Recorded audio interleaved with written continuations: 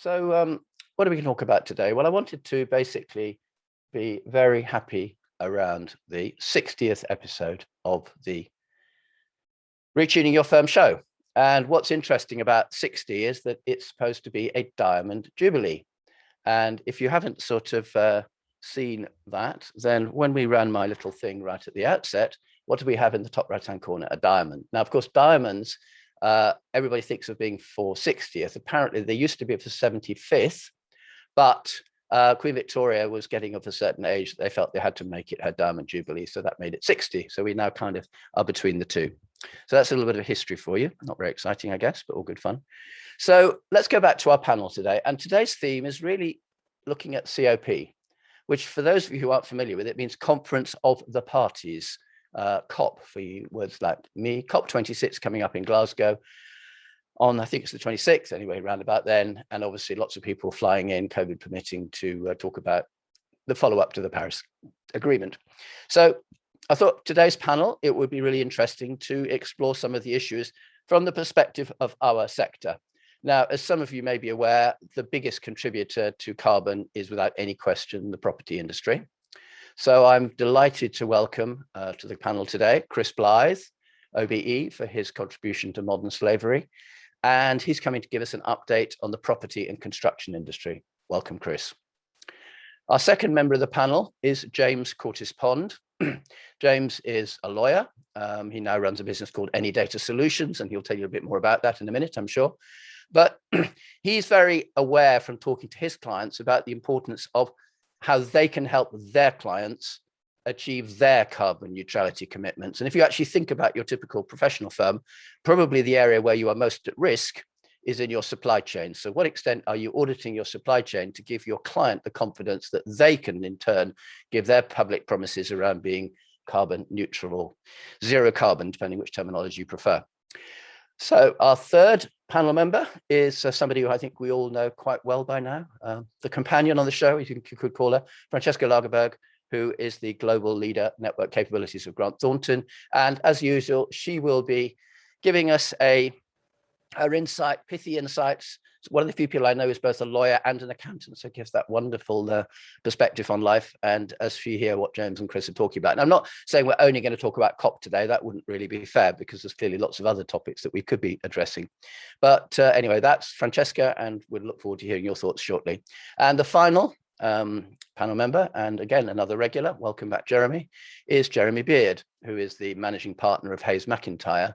And Jeremy has been on this show 20 plus times. And what I really like about Jeremy is that I asked him a question like, how many times do you have to give a speech before people really hear it? And was it more or less than 20? And he says, pass. So, you know, Jeremy is great at giving us his insight and on the day job, obviously running a very successful accountancy firm. So welcome again, Jeremy. So, and yours truly, again, nice to be with you. And I am, as you probably gather, the founder and the chief executive of the Managing Partners Forum. So what are we going to talk about before we sort of really get into the meat of today? So I just want to give you a couple of sort of updates on some forum news. As some of you will have been aware, hopefully joined, we had the inaugural Transatlantic show, Reaching Your Firm Transatlantic show a couple of days ago. And I think the star was probably Dr. Larry Richard, who is an amazing observer of lawyer behavior. Well, not just lawyer, I think Vienna's in general. And then our own Francesca Lagerberg again kept her company. So that I think went really well. We had some really good feedback. And so on the next show, which is on the 3rd of November, we actually have Professor Julian Birkinshaw of London Business School, who's written some quite interesting article recently about disruption and how actually maybe the way we approach disruption isn't the way we could. So that's really interesting. And it's, as I say, you wrote an article in HBR about that. So he's coming. And then we have an interesting guy from Canada. And so we'll really be, again, looking at doing this about once a month. That's the plan. Keep watching the videos, and those videos of the Transatlantic show will be available in the same place as you see the ones from this show. Making good progress on the fast track innovation framework. We've now had the guy who sort of edited the book have a look at the content, and we've had the designers who've gone through and made something that I designed look really nice. So that was great. Peer groups, I mentioned 100% renewals, and there's new groups starting up in the autumn. And the one that's really quite interesting is a group that's kind of getting together for the first time on Wednesday, and that is a group for those who are leaders of firms without being from that profession themselves. In other words, I started off calling them non-sector, and I think that was all right. And I thought non-professional probably wouldn't work because they are just as much professional as anybody else. Typically, it's an accountant running a law firm. But there's about 20%, 20 or so in the top 200 law firms from that background, and got a huge level of interest. So that's quite interesting. We'll see where that one goes. Even after 10 years, they still want to kind of talk to each other, apparently, which is awesome. And just to remind you, and I think you're probably aware of this by now, this show is now running fortnightly. So we'll see you hopefully in a couple of weeks. So let's just remind ourselves now, going into the poll, some feedback from UK government. Which hopefully, we got the nice diamond to keep it company. Your poll results are incredibly valuable in analysis during these times. So wanted to quickly just run through the poll that you completed last week. Some of you, or 2 weeks ago, sorry. Some of you obviously will have been on the show, others not, but let's just run it through. What we saw was that the impact of lockdown was seen as, what should we say, not as positive as people thought it was. In other words, that the that the impact of lockdown was seen as negative by about 41%, both now and back in July. But those viewing it as positive had fallen back from 41% to 14% in the meantime. In terms of returning to the office, people are now more relaxed about returning to the office, and therefore that for the first time, rather than that exceeds those who are apprehensive. Happiness levels have increased since the end of lockdown, but mental health issues are still increasing, and conflict levels are being about the same. And we had this at our HR group the other day, and we kind of said, well, is this because people are more willing to talk about mental health issues? And we thought, well, that's maybe part of it, but actually the one that was felt to be a bigger contributor was the pressure involved in, particularly in the management group, in delivering to an incredibly buoyant market at a time of incredibly high employee turnover. And that was leading to a level of stress within the management team, and therefore possibly some of the more touchy-feely stuff that was more common at the beginning of the pandemic. Possibly people were feeling a little bit more niggly, and that in turn, mental health was therefore still increasing despite the lockdown having come to an end. Less than 5% of people are currently isolating. I don't think that's going to be hugely surprising given what's going on. Physical changes to the office are mostly modest. Working hours when people are in the office, and this is not how many days in the week you come into the office, but when you're in the office, how flexible are people? And I think about 40% said they would be more flexible back in July, and that's grown to about 60% when you completed this 2 weeks ago. So people are now realizing they have to be more flexible, even if perhaps at the outset they thought they didn't need to. And this was really curious, but for the first time ever, I had exactly the same percentages for exactly the same question from a different set of people 2 months apart.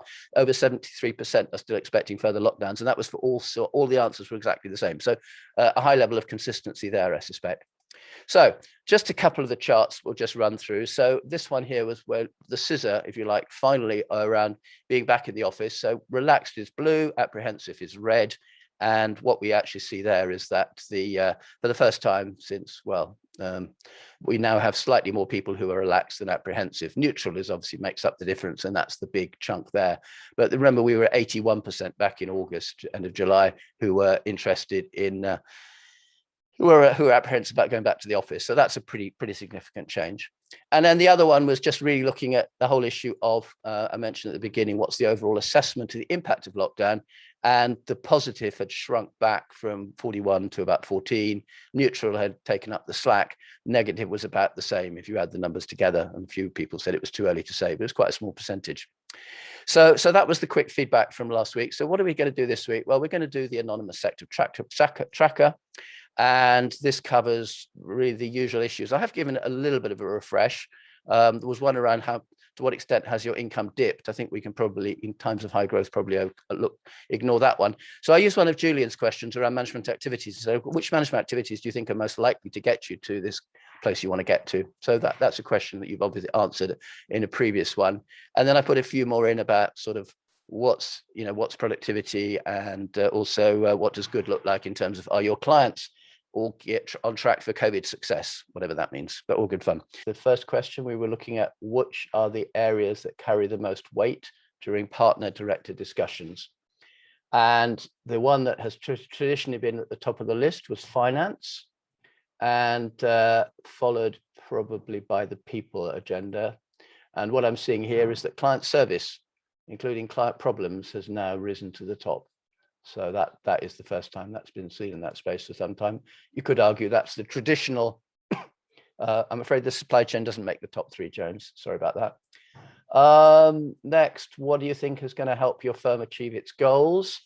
And the two that come out very strongly there are communicating effectively and getting the best from your team. This is a question we haven't asked on the monthly before. We did it with Julian Birkinshaw some months ago, but again, and then the third one would be a little bit further behind, would be understanding and motivating others. So they're all about people, basically, is the message that I'm hearing from there. In terms of what are the priorities of the firm, the, excuse me, develop people's skills and capabilities is coming through at the top. And then subsequent to that, probably developing a clear purpose and strategy with commerciality. Interestingly, alter your business model, which was the number one actually in April of last year, because everybody thought they're going to have to completely change everything they did. That hasn't got any points at all this year. So there you go. In terms of the constraints, what's preventing you from achieving optimal performance?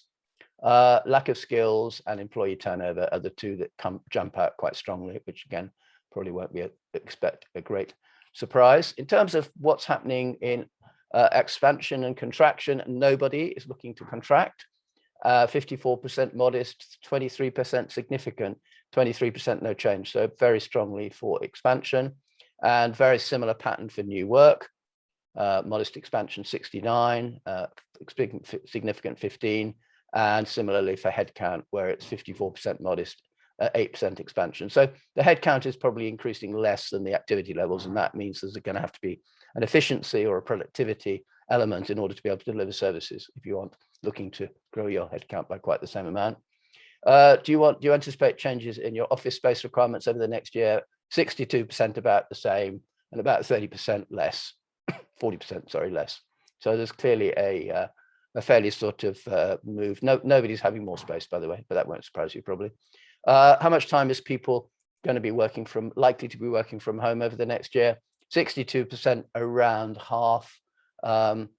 Zero, none at the time at home, and very few, around a quarter. So the big chunk of it is 62%, around half, and 23%, around 3/4. So now let's look at some of these statements. So yeah, 77% say that their leaders share strategic options. 62% say employees are valued at least as highly as other stakeholders. 23%, the pain resulting from unexpected disruption is shared equally at all levels of the firm. Well, I used to say pandemic, but I think we're now probably past that, but unexpected disruption is probably the same issue. Accessibility, 85, transparency, 69. Only 23% consider the dominant management style at the firm to be challenge and support, which a lot of people say is the one that actually is most likely to achieve objectives compared with, say, command and control. 54% think that remote working has increased productivity. 31% say that their clients are on track for post-COVID success, yet 77% of the firms feel they are on post-COVID success. I perceive there's a bit of a misalignment there, because if you're serving clients and they're not in a good place, then you're probably not going to get as much instructions as you might expect. But let's see. So I'm going to stop sharing now, and I'm going to, excuse me, I'm going to invite our first presenter. And as I said before, that's Chris Blythe, and he's coming to talk to us about property and the property industry, and particularly in the context of COP. Over to you, sir. Well, good morning, and thank you, Richard. Just a couple of stats just worth bearing in mind. The built environment as a whole accounts for something like 50% of carbon emissions in one way or another. And the aviation industry accounts for 3%. And when you consider the amount of work going in to get carbon out of aviation, you can see that even if they reduce that by half, it barely scratches the problem. So you can see the challenge that the construction and the property industry has in trying to actually make a meaningful reduction in the carbon emissions. But it is very high on the agenda, and I think a lot of work is going on, and a lot of the focus is going on. Sometimes solutions don't always deliver the right outcomes, and as we're seeing with the issues around aluminium cladding, a lot of which was done to try and make buildings warmer, so less heat and use, they have had their problems, as we saw with Grenfell. So sometimes the solutions aren't always providing the right answers. But looking more broadly around what's happening in property and construction over the last year or so, I think the Brexodus that people thought might have happened with firms moving out of the UK and going to Europe doesn't seem to have come off. In a recent report by CBRE, they said this is pretty much stalled. There's been little trickles here and there, but there's been nothing sustained. And I think perhaps the pandemic probably stopped that in its tracks and has delayed anything. And perhaps maybe now with new methods of working, then people have felt that there isn't the need to do it because they've got places, all over, particularly financial firms, have got bases all over Europe and what have you, where they can flex their accommodation requirements to deal with the needs they have at any point in time. As we saw in the poll there is going to be more working from home, but not a massive reduction in office space. So it means places are going to be reconfigured, places less densely packed as before. So in some respects, costs may go up, but there doesn't seem to be much holding back on building. In fact, if anything, on some of those aspects now, we're looking to see a lot more creative offices being considered and being more flexible, and not only just taking into account CO2 emissions and all that, but actually wider accessibility so that it's much easier for everybody to use office spaces when they want to do them. There is a steady trickle back of people going to work, and only this week, Transport for London, for example, in London published statistics that showed between the sort of the 7 and 8 o'clock time, the tap-ins on buses and on the tubes were up 30% on the previous week. So it does reflect the fact that I think there's a lot more confidence now of people going back to work. Overall, though, in the industry, output is about 5% short at the moment of pre-pandemic levels, and infrastructure and private housing are leading the way. And currently, industry sentiment is at record highs, despite the fact that there are issues over labour supply and material supply. And these have become quite severe because when they hit the front pages, you know about it. But there will be, there is sort of increasing workloads as the economy is opening up. So we're looking for a very good and a very strong second half to 2021. On the private housing, there's a lot of government support for that because that's a key manifesto. The government want to see 300,000 houses a year being built by 2025, and we're still a long way short of that. I think this year we'll probably end up with about 180,000. But there's also a lot of issues around repairs, renewals and renovations, and some really big skill shortages there. So yes, it does make the front page. Tender prices, though, are going up, partly again due to material shortages, partly due to labour shortages, but also down to the fact that there is so much activity taking place. General commercial is at the low end, but industrial and logistics is doing very well. I mean, that's in sort of layman's terms, sheds, and prime quality warehousing and sheds and what have you. Are in quite short supply, and as business moves from the high street to online, good quality warehousing and all that is absolutely vital. And with possibly supply shortages as well, being able to carry sufficient inventories is really important. So you're seeing rents increasing quite markedly in there, and some places like the northeast of England and Yorkshire up 16%. On the year for that really good quality stuff. So yes, there are strong pipelines of work ahead. We've got HS2, of course, but the government is committing itself in its levelling up process to spending a lot more money. So I think the industry is feeling very chipper on that. The challenge, of course, along with that is dealing with how do we take carbon out of what we do. and they're looking at everything from moving away from using diesel for the most mundane stuff on deliveries, on site, and so on, to involving technology a lot more in the design of what they're doing. There are some downsides, though, and very practical, and I think it's worthwhile me mentioning them here. I've got no more time to go, but I would just say, watch out for the building safety crisis. It has an impact on what people are doing, and for professionals, particularly, there are young professionals at risk of bankruptcy, and I think that's what firms need to deal with. So, Richard, thank you very much. Oh, thanks, Chris. That, as always, was incredibly condensed, and I have to watch it 3 times, I think, to pick up all that incredibly useful data. So thank you hugely for that research that must have gone into making that short presentation. You always say, sorry, this letter's so long, I didn't have time to write you a short one. And I think that's a perfect example. So now I'd like to introduce the next guest for today. Well, he's come on the show before, so we kind of know him, I guess, but welcome, James Courtis-Pond. James is the chief executive of an organization called AnyData Solutions, which he always said to me, it's a great name, except nobody quite knows what any data means, because by definition, it means all data, which is not very focused. So we have interesting conversations around that. But what I wanted to really say was that James is, as a lawyer, does a lot of work with law firms, and he has found that the supply chain is the one in which clients are probably most focused in order to be reassured that their lawyer, which is at the end of the day just another supplier, is doing the right thing vis-a-vis carbon neutrality, although I appreciate that they're unlikely to compete with the 50%, which is we've just heard from Chris. So over to you, James, and look forward to your thoughts. Oh, thank you, Richard.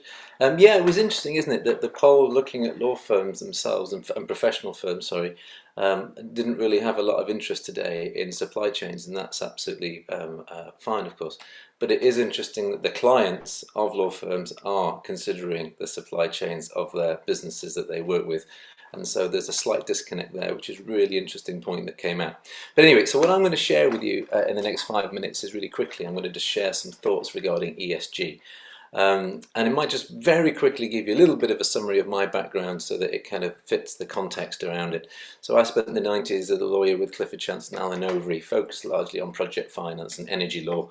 And then I was a GC and head of compliance for 2 global energy companies, and we basically financed and operated wind, hydro, biofuel power stations.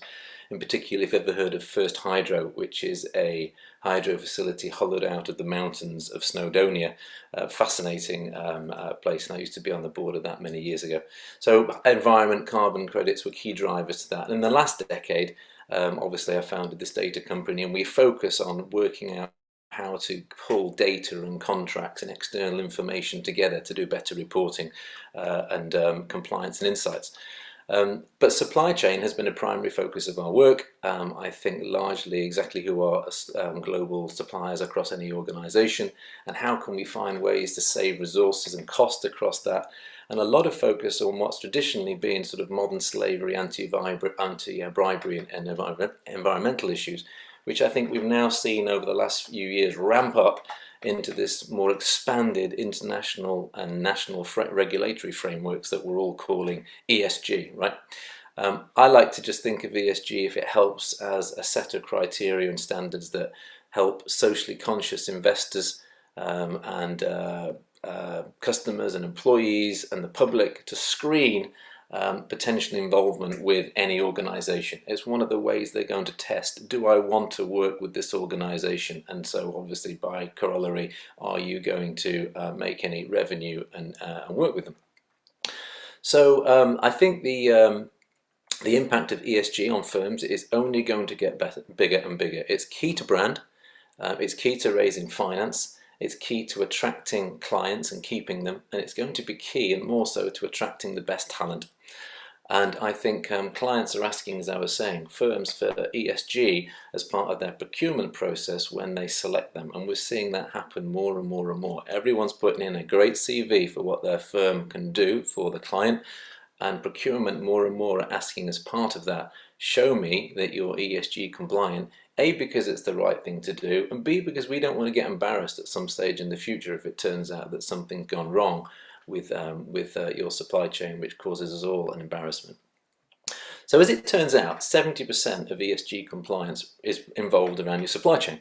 And this makes sense when you think about it, because if for most organizations, they take goods and services and they combine them, ingest them into their business, and they combine with their special magic, some form of manufacturing process to create the goods and services that they sell. Now, obviously, professional services firms are slightly different because their main thing is selling the expertise of their people. But a large law firm can still have 1,000, and some of the really big ones, 3,000 suppliers globally. So this is a lot of information to be able to organize, not just as a one-off, but you need to be able to track it over time consistently. Think about all the suppliers in IT, facilities and operations, utilities, insurance, business travel, office and print, meetings and events, landlords, BD, communications, telecoms, professional services for your tax and audit. It goes on and on. There are a lot. And remember, ESG doesn't matter really about the size of your supply chain. People want to understand your ESG compliance, as we're just talking. And I think it is moving now to a regular board level area for a lot of our clients, not necessarily in the law firm yet and the professional services firm yet, but it's heading that way because there's going to be more ESG regulation and it's going to become more important. So the question is, where do you start? So obviously you start with an accurate, ongoing, updated list of your suppliers, and it's surprising to say it's not as easy as you might think to get that from a lot of businesses.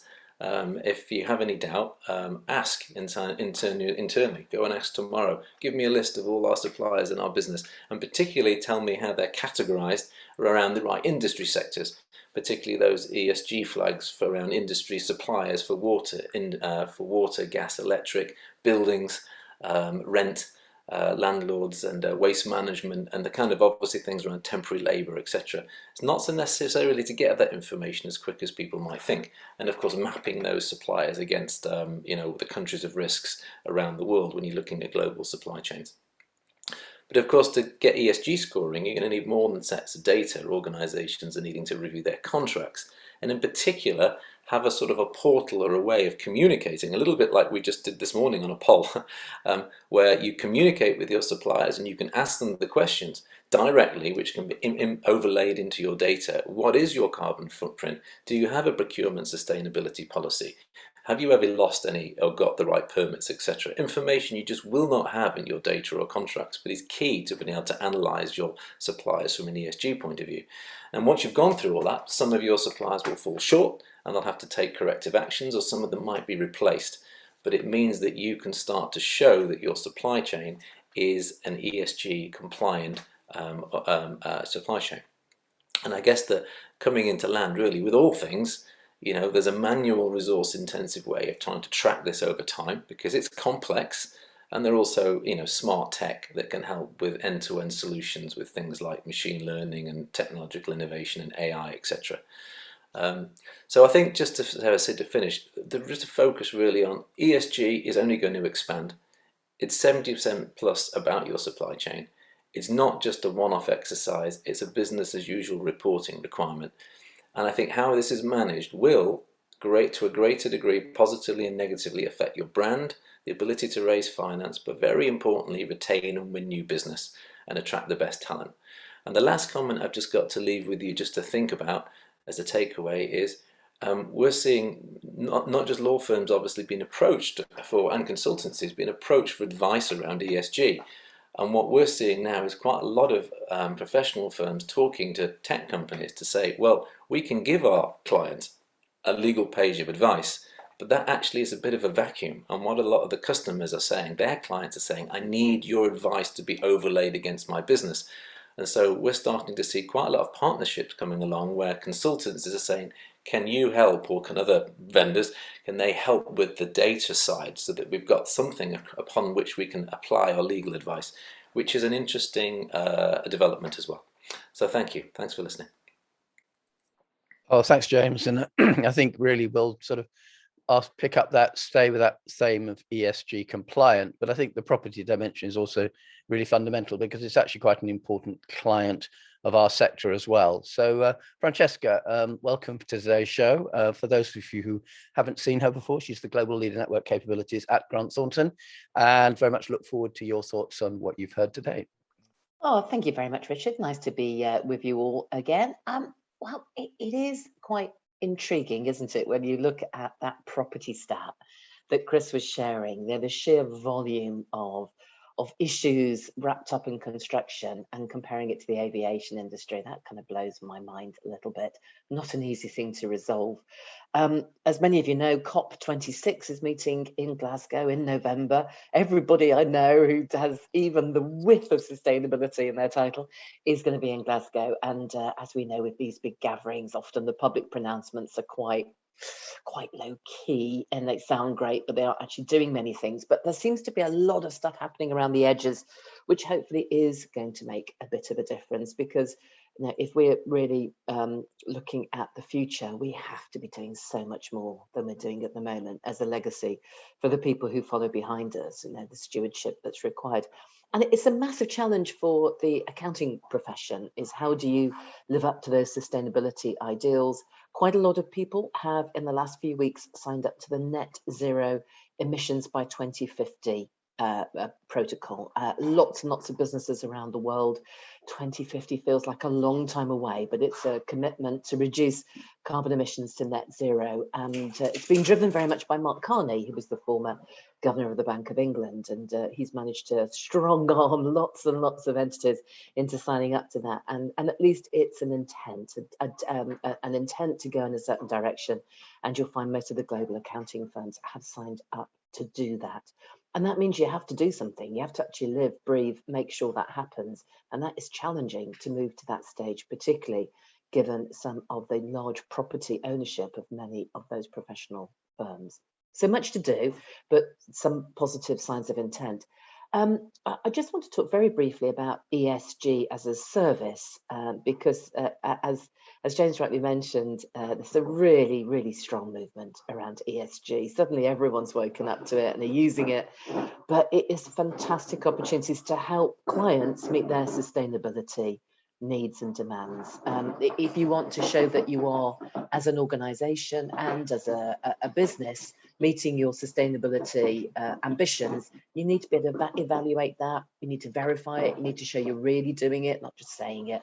So there is a huge service opportunity, and you're seeing a real growth in that.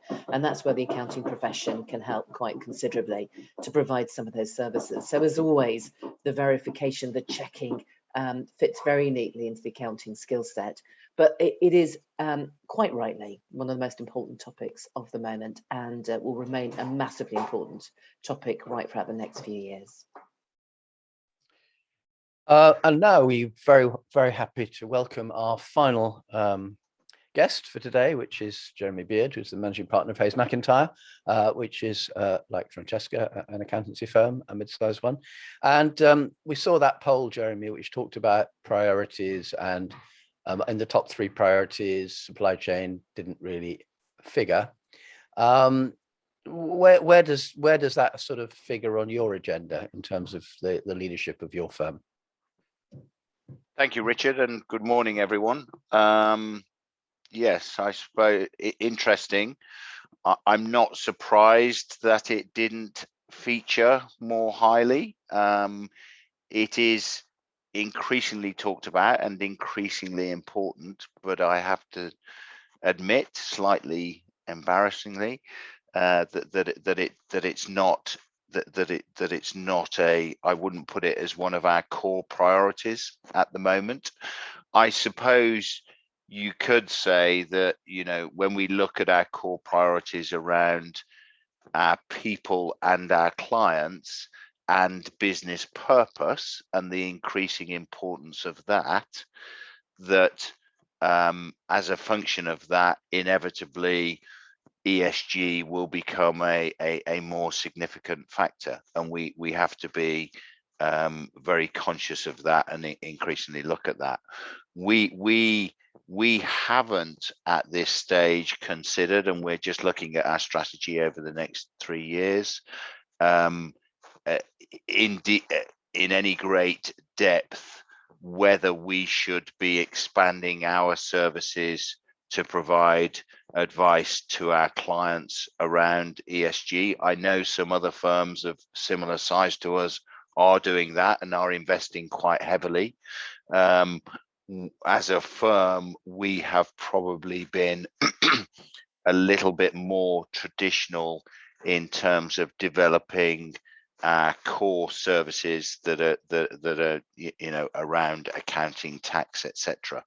And when we've tried to expand services into different areas that perhaps we didn't consider our core, and for example, that might be IT advice to clients or HR advice to clients, we haven't been terribly successful. So we're probably a little bit nervous of that at the moment, although it is certainly on the watch list of something that we should think about. As I say, not a lot of questions from our clients or expectations from our clients, but there is certainly a trend, and there is certainly more and more coming through in that area. So that's really, I guess, where we are with ESG. It's interesting, isn't it? I think 12 months ago, I'm not sure I'd heard of ESG or knew. If I had, I didn't know what it stood for. And yet it's everywhere now, and everyone you speak to, it is certainly on their agenda at a higher or lower level, depending on the size and nature of organization.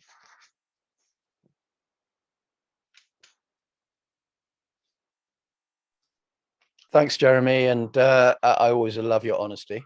I mean, there's very few leaders I've come across who are I find it's the best way. that open about areas in which possibly you have chosen. Yeah.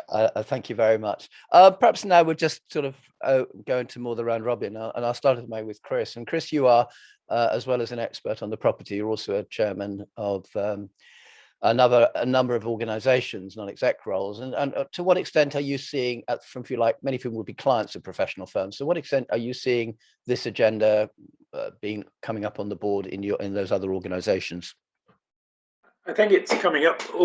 I see a lot of it, but then where I tend to hang around is in organisations which are aware of these matters. I mean, one of the firms I chair is a firm called SECBI, Southeast Centre for the Built Environment, and we do a lot of work on construction logistics and community safety.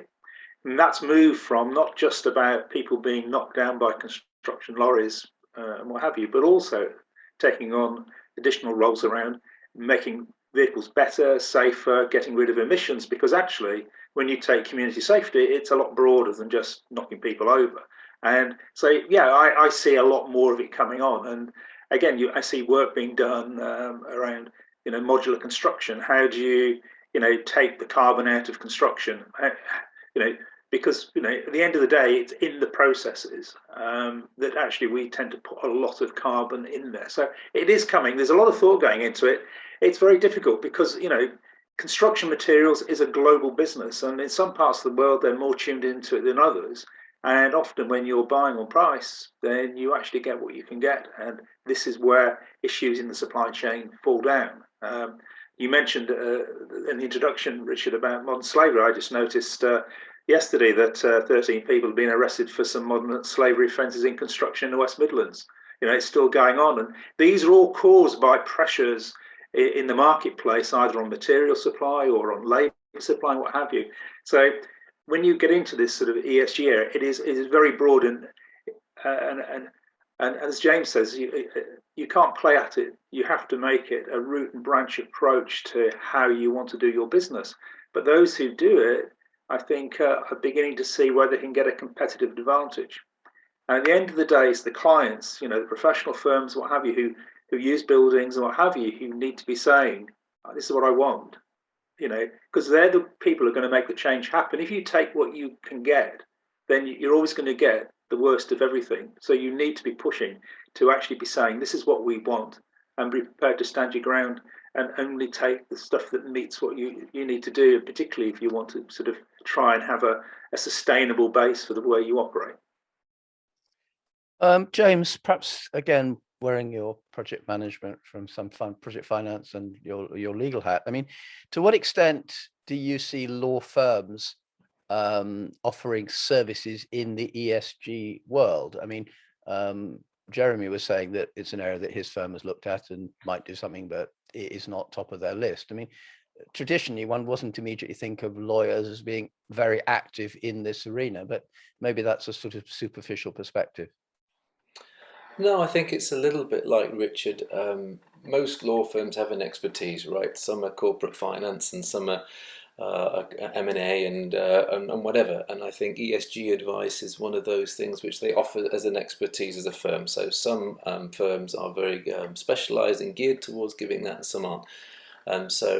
But I think the area where it's getting interesting is, as we were discussing before, as more customers, more their clients are requiring ESG reporting on their business as part of their due diligence, that they're starting to see actually that there's this mix where their clients are requiring ESG advice, and so they are becoming more aware of that as a topic to provide advice upon. But as I was saying, as a secondary measure, it can be quite hard to give legal advice on the area of ESG, which is actually practically applicable if you don't understand a bit more about the business. And if you're talking about a business that 70% of ESG is across supply chain, and a large portion of that, as Chris was saying, around the buildings piece, then you've got to have some sort of information to give to the consultant on which to give you the legal advice, right? Otherwise, you're getting a wonderful piece, a wonderful, beautifully drafted piece of advice, summarizes all the laws and regulations wonderfully, but often people want that not just in a vacuum, actually applied to my business. So don't just give me M&A advice, but tell me how that M&A advice is going to work in this situation. So don't just give me ESG advice, I need you to tell me how it applies to my business. And to do that, you need more information. So I think that's what we're seeing. We're seeing a more awareness of it, more wanting to look at it because it's the right thing to do, more awareness of it because actually also it can obviously provide services and revenues, and more of a beginnings of some organisations, because I'm working with 2 global law firms as a partner who are starting to look at this issue of, can you help provide some of the information around which we're hanging our legal advice. So it's not across, it's not globally sort of a rampant area that everybody's doing it, but it's starting. I think as we were saying earlier, more people are becoming aware of it. I think it's not going away. It's going to double down on on every 3 or 4 years. I think we're going to see more and more ESG regulation, and I think the quicker people start to get on top of it, will probably in the long run they'll be grateful they did. Great. Francesca, audit reports are something that are the bedrock for most accountancy firms. Obviously they have many other divisions, but that's traditionally where they've come from. And I'm an accountant like you, and I think you would look at the accounts and whether they show true and fair view, and then you would form an opinion. You'd prepare that and share that opinion publicly through the audit report.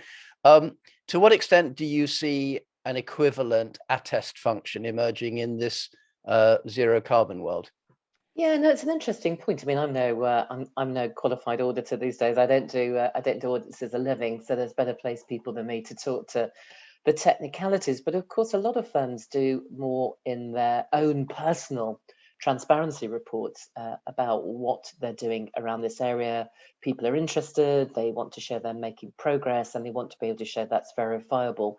And then in terms of clients, if they are holding themselves out to have various things they're doing in that ESG agenda, they're keen to show that not only are they doing it, but it's been looked at and verified. So there's a lot of interesting work happening around that.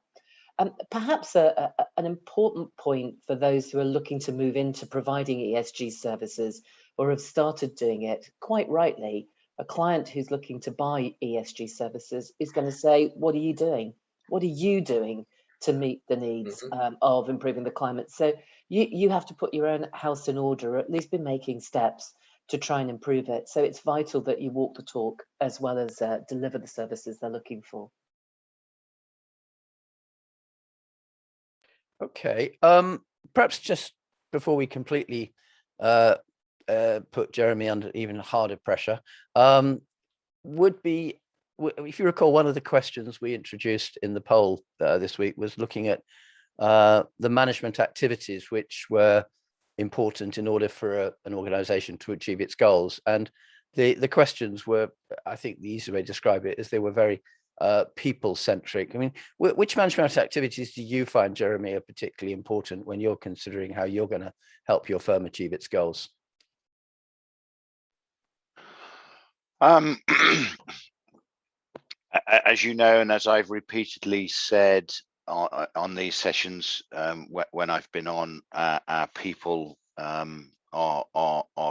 key to our success, and certainly our current strategy is centered around recruiting and training and retaining the best people we can, because that will inevitably mean that we get better clients, and better clients, once we get to the nub, probably leads to better job satisfaction and better profitability as a business. So that is certainly key. And I was surprised on this week's poll to see client service and problems as a key issue, rather than issues around people, which still continue to be our challenge as a business, and our main challenge as a business.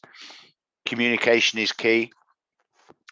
Absolutely, keeping all our people informed, showing an interest and working with them with regards to both what they bring to the firm, but also their own personal ambitions and development, and that is, I think that is really important for the younger generation that we're dealing with now, that don't necessarily see themselves working in the same firm for 30 years and becoming a partner in a professional firm, but can be very good people for them. So we have to listen to what is important to them, and how they want to develop their career and their work-life balance, etc., etc.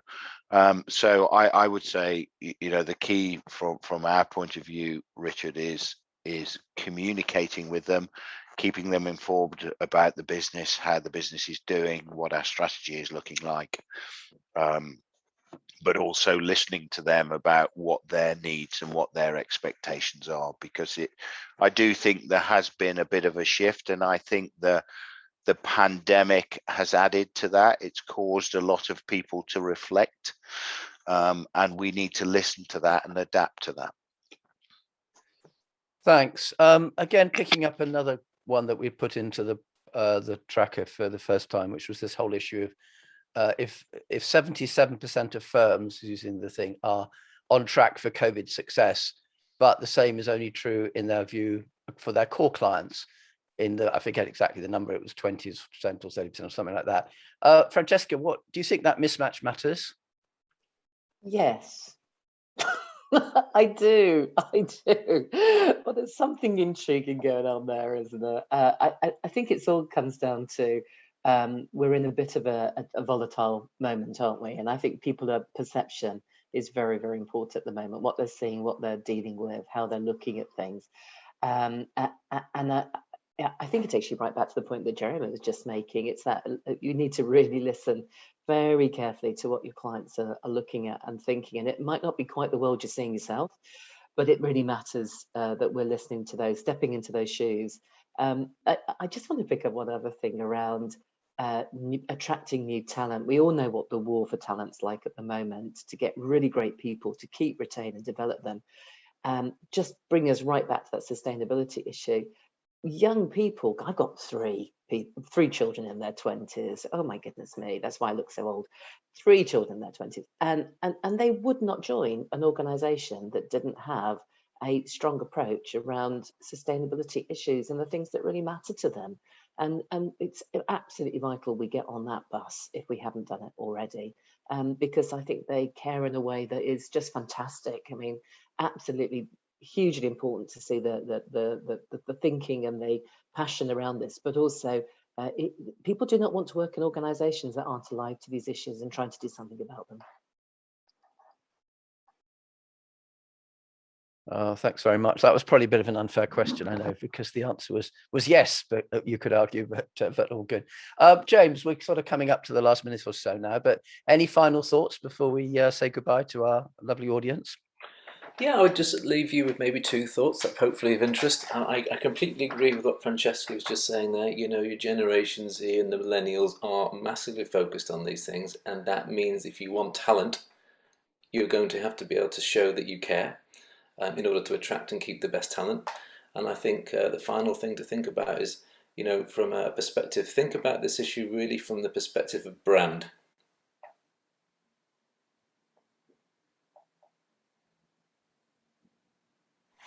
Perfect. Chris, any final thought from you? Well, I would just pick up on the talent point again, and a point I tried to make at the end of my presentation. You know, the building safety crisis and the issues around the cladding of flats and what have you is posing a big problem for hundreds of thousands of people, a lot of whom are young professionals, and their livelihoods, their careers, their profession is at risk. And it would be interesting to know how many firms are talking to their young professionals to find out where they are in the mix and maybe think about it. Jeremy talked about listening to people, and I think that's a really important issue because, you know, if firms were walking the talk on this, then I think it could redefine relationships about how firms work with their people. But I just flag it up. Senior partners can't ignore it. Fantastic. Well, I think that unfortunately brings us to the end of today's show. So our 60th Diamond edition. So fantastic. I'd like to thank a wonderful panel. I'd like to thank James Courtis-Pond for giving us an understanding of how the whole world around law and supply chains operate. I'd like to thank Jeremy for giving us his honest assessment and very clear message around the importance of people. Francesca for reminding us that there are so many other things, but at the end of the day, if we ignore the younger generation, we won't be around to benefit. And Chris, of course, obviously for that masterful summary of what's going on in the property world.